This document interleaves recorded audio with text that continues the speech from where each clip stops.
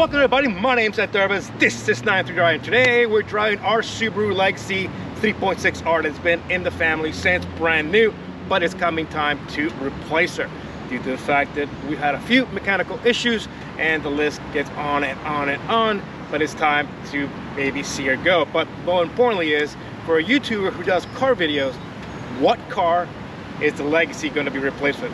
That is the question. So it's going to take a while. We're going to go looking around, see what we can find, see if we find the perfect match to replace our beloved Subaru that, like I said, it's been in the family since brand new. So we're now with over 150,000 miles.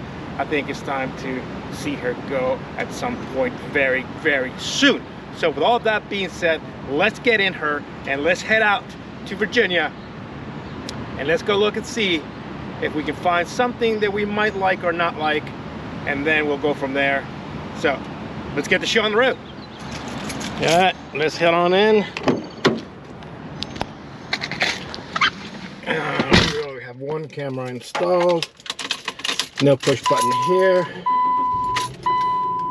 Everything comes to life. It's actually a cool day here in Washington, D.C. It is 65 degrees and it's summertime. Go think. All right, so let's head on out and see what we can find.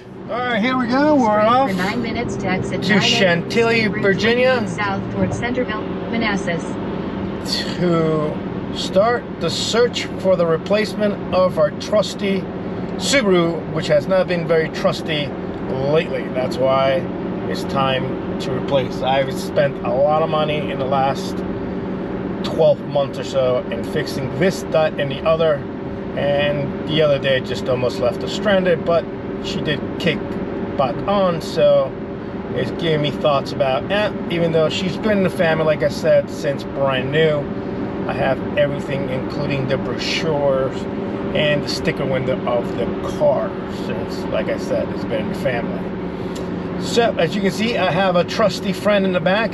That's my Mercedes Bear racing guy. I've had him for a very long time. So he's been through multiple Mercedes and AMG cars that I've owned in the past. So with that being said, criteria for the new car have to be something I don't want to spend a lot of money, because obviously I'm doing this to YouTube videos and it doesn't really pay anything because I'm not at that level yet. I like the big guys who, you know, like Doug DeMiro and the Stratman and Shmi 150, who have these super nice exotic cars. We are not there, but if you guys continue subscribing and let the channel grow, hopefully we'll get there someday. If not, you know what, we'll continue making these videos. So criteria, like I said, something that's very expensive, something that does have a little bit of miles, so we'll document exactly what it means to have something with a little bit of miles and what the cost expense would be of repairs that will be coming down the road. So it also can't be something that is going to be completely and utterly bonkers. So we're going to go check out this car that I just found on Auto Tempest. I am not advertising for them at all. I'm just letting you know the search avenue that I took and looking for the cars that I'd like to maybe find out and see and take it home. Anyway, let's get down there. We got a little bit of drive. It's about maybe half an hour. It is a gloomy day here in Washington, D.C. As you can see, it's about 65 degrees. It is summertime here, and you can see I had a jacket on. So I'm running along. Let's get down there and let's see what the car's like, and then take it for a spin and see if the numbers add up, if the whole car is what it looks like on the pictures. You know, you never really can tell when you go online and then you actually see the car in person, and completely sometimes not exactly what you think. And then we'll be over there in Chantilly. We might be able to drive by, take pictures of some really cool cars, because there's some very cool dealerships out there as well. So let's go.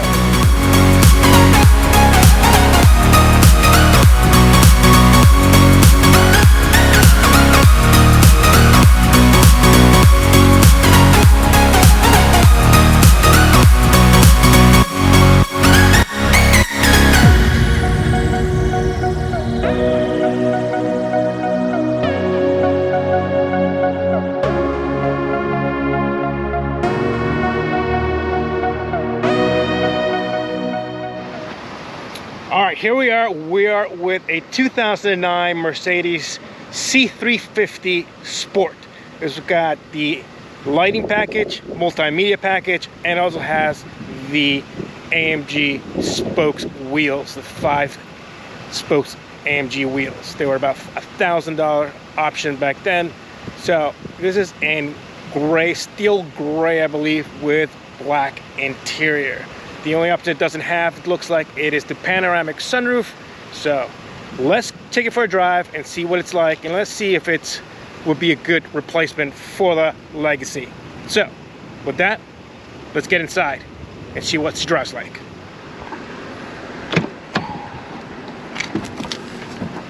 Okay, memory seats. 117,000 miles on the odometer. Old school navigation system. This one does have the Harman Kardon sound system as well, and automatic temperature control. Like old schools, you had your adapter for your iPad and your phone back in the day. I wonder if you can still use that. Looks like somebody's been using the SIM card here, because I don't know if you can adjust that. There you go. Switch back in. Okay. Everything looks pretty good shape. The leather looks good. The power shade in the back goes up smoothly. Yeah. The wood looks okay, fine there. We do have a little bit of wear and tear in the buttons. We have a little crack in the wood here, but other than that, so let's see what she drives. All right, here we go. Driving the 2009 C350 Sport. This has the 3.5 liter V6 engine producing 268 horsepower and 258 pounds of torque. Claimed back then it did a 0-60 in 6.1 or so. But it's riding pretty smooth. There's no shakes or rattles. Feels just like, you know, the C-Class that I remember. Like I said, I've mentioned I've owned 2 of these before. I bought them new. Had a 209 in palladium silver, and then I also had a 350 in black, and obviously I did have a C63 AMG of this era as well in Mars red. There was bonkers. This rides pretty well. It feels solid. It feels just like a German car should. It makes the right sounds. This car has been well maintained. It's got 2 owners, and it has all the Carfax, all the car service, and it's been done. It's been really taken care of. So you can feel by the way it drives. We'll head up this way, and we'll stop somewhere and do a little standstill as we always do, and then we're going to head back with our thoughts. But so far I have to say that it's pretty enjoyable. It feels right at home, feels like glove, feels like I've never left these C-Classes. So let's go, let's find out. All right, for the marbles and all beans, hammer down.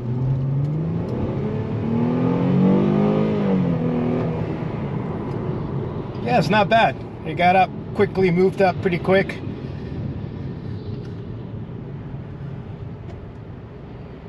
We did have a little bit of spin there because there's a little bit of dirt and gravel, but other than that, she held her own. So let's go back, final thoughts, and let's think about if this is something that should come home with us or keep looking. Let's go. All right, from 20 miles an hour, hammer down.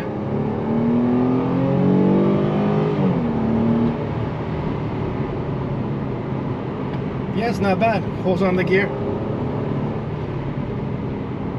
Yeah, it's not bad at all. It's holding gear.